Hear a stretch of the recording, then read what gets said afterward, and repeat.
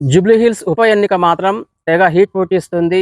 Jubilee Hills MLA Maganti Gopinath అకాల మరణంతో అక్కడ ఉప ఎన్నిక మాత్రం అనివార్యమైంది. ఈ క్రమంలో ఉప ఎన్నిక జరుగుతున్నటువంటి నేపథ్యంలో జూబ్లీహిల్స్లో తమ సత్తా చాటేందుకైతే పలు పార్టీల అభ్యర్థులు తహతహలాడుతూనే తమ ప్రచారాలలో హోరెత్తిస్తున్నటువంటి పరిస్థితులు మనం చూస్తున్నాం. ప్రచారం ప్రారంభమై నేటికి 18 రోజు కాబట్టి ఈరోజు ప్రచార గడువు సాయంత్రం 5 గంటల వరకు ఉన్నటువంటి నేపథ్యంలో రోడ్ షోలతో పాటు కార్నర్ మీటింగ్లు పెట్టి బైక్ ర్యాలీలు నిర్వహిస్తూ మరి ఓటర్లను ప్రసన్నం చేసుకోవడంతో పాటు వారి ప్రభుత్వ హయాంలో జరిగినటువంటి అభివృద్ధిని ప్రస్తావిస్తూ ఓటర్లను మచ్చిక చేసుకునే ప్రయత్నం చేస్తున్నారు. ప్రచారాలలో ఓరెత్తిస్తున్నటువంటి వారంతా కూడా తమ విజయమే లక్ష్యంగా ముందుకు సాగుతున్నటువంటి పరిస్థితులు మనం చూస్తున్నాం.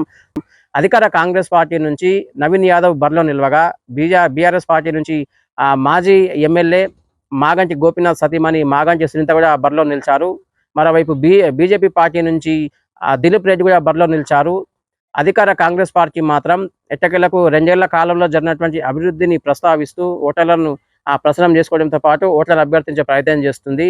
ఇంకోవైపు బీఆర్ఎస్ పార్టీకి సంబంధించి మాగంటి సునీత అక్కడ బరిలో నిలిచినటువంటి నేపథ్యంలో అక్కడ బీఆర్ఎస్ పార్టీకి మాత్రం ఆ సీటు సిట్టింగ్ సీటు కాబట్టి ఖచ్చితంగా ఈసారి సానుభూతి ఓట్లు తమకే పడతాయంటూ కూడా బీఆర్ఎస్ పార్టీ ఒకంత అంచనాకు వస్తూనే గత 10 ఏళ్ల పాలనలో జరిగినటువంటి అభివృద్ధిని ప్రస్తావిస్తూ ఓట్లను అభ్యర్థించే ప్రయత్నం చేస్తుంది. బీజేపీ కేంద్రంలో అధికారంలో ఉంది కాబట్టి కేంద్ర ప్రభుత్వం అవలంబిస్తున్నటువంటి విధానాలు కావచ్చు, కేంద్ర ప్రభుత్వం చేసినటువంటి అభివృద్ధిని ప్రస్తావిస్తూనే ఓట్లను అభ్యర్థించే ప్రయత్నం చేస్తుంది బీజేపీ అని చెప్పొచ్చు.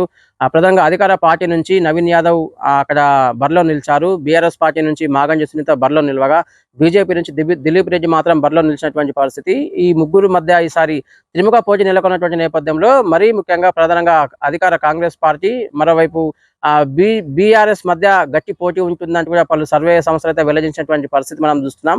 రోడ్ షోలు నిర్వహించి మరి తమ ప్రచారాలను ఓడతీస్తున్నటువంటి పరిస్థితులు మనం చూస్తున్నాం.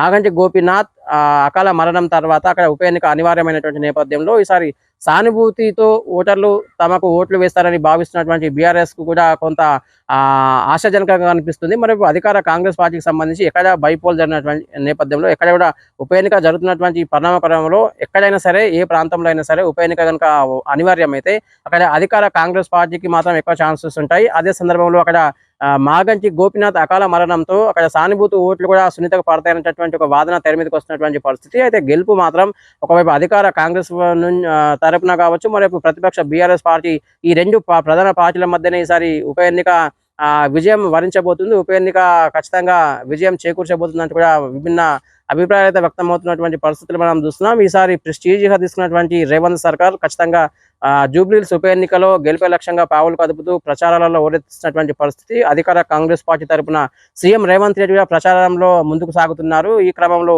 బీఆర్ఎస్ పార్టీకి సంబంధించి ఆ పార్టీ అధినాయకుడు ప్రచారానికి దూరంగా ఉన్నారు. అదే సందర్భంలో మాజీ మంత్రులుగా పనిచేసినటువంటి కేటీఆర్ తో పాటు హరీష్ రావు సైతం ఇద్దరు కూడా తమ భుజ స్కంధాలపై పార్టీ ప్రచార బాధ్యతలను వేసుకొని మరీ ప్రచారాలలో ముందుకు సాగుతున్నటువంటి పరిస్థితి. ఇక బీజేపీ విషయానికి వస్తే కేంద్ర మంత్రులు బండి సంజయ్ తో పాటు కిషన్ రెడ్డి కూడా పార్టీ ప్రచారం తమ భుజస్కంధాలపై వేసుకొని ప్రచారం అయితే కొనసాగిస్తున్నటువంటి పరిస్థితులు మనం చూస్తున్నాం. ఈసారి జూబ్లీహిల్స్ ఉప ఎన్నిక మాత్రం తెగ హిట్ పుట్టిస్తుంది.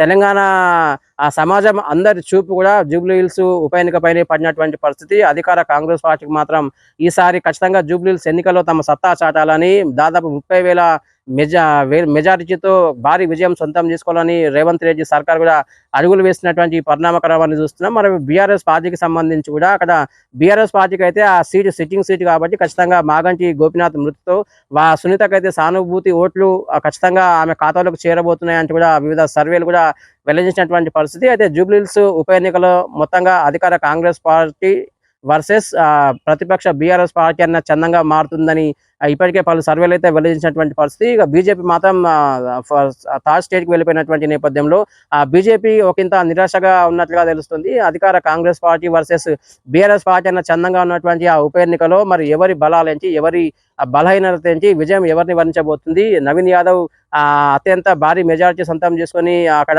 ఎమ్మెల్యేగా నిలబడతారా, లేదంటే మాగంటి సునీత సానుభూతి ఓట్లను సొంతం చేసుకుని అక్కడ విజయం సాధిస్తారా అనేది తేలాల్సింది. మొత్తంగా జూబ్లీహిల్స్ ఉప ఎన్నికలో దాదాపు 4,01,364 మంది ఓటర్లు ఈసారి తమ ఓటు హక్కుని అయితే వినియోగించుకోబోతున్నారు. ఈ నెల 11న జరగబోయేటటువంటి ఆ పోలింగ్ లో ఖచ్చితంగా ఓటర్లంతా తమ ఓటు హక్కుని అయితే స్వచ్ఛందంగా వినియోగించుకోబోతున్నటువంటి పరిస్థితులు మనం చూస్తున్నాం. మొత్తంగా జూబ్లీహిల్స్ ఉప ఎన్నికలో 407 పోలింగ్ కేంద్రాలను ఎలక్షన్ కమిషన్ ఏర్పాటు చేసింది. 4,01,364 మంది ఓటర్లు తమ ఓటు హక్కుని అయితే వినియోగించుకోబోతున్నారు. అధికార కాంగ్రెస్ పార్టీ విజయం తమదేనంటూ ఒకవైపు ఆశాభావంతో ఉండగా, మరి బీఆర్ఎస్ పార్టీ మాత్రం ఈసారి జూబ్లీహిల్స్ ఉప ఎన్నికలో విజయం తమకే వస్తున్నట్టు బీఆర్ఎస్ పార్టీ ఒకంత అంచనాకైతే వస్తూ అందుకు అనుగుణంగా అడుగులు వేస్తున్నటువంటి పరిస్థితి. మరోవైపు బీజేపీకి సంబంధించి కూడా కేంద్రంలో అధికారంలో ఉన్నటువంటి బీజేపీ కూడా ఈసారి తమ సత్తా ఎంతో చూపిస్తాం, ఇక్కడ ఓటర్లు బీజేపీకి పట్టం కట్టబోతున్నారంటూ కూడా గోపీనాథ్ కూడా ఎట్టగలకైతే తమ ఆశాభావం వ్యక్తం చేస్తూ ముందుకు సాగే ప్రయత్నం చేస్తున్నారు. మొత్తంగా ఈసారి జూబ్లీహిల్స్ ఉప ఎన్నికలో త్రిముఖ పోటీ నెలకొంది. ప్రధానంగా అధికార Congress party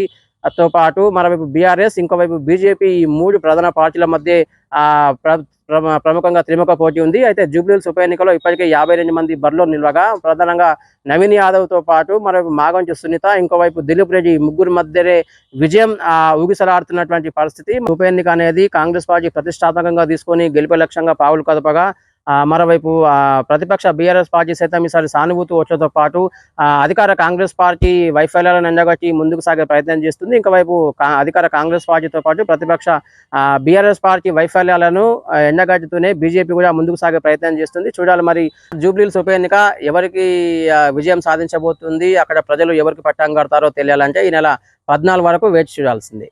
over to studio.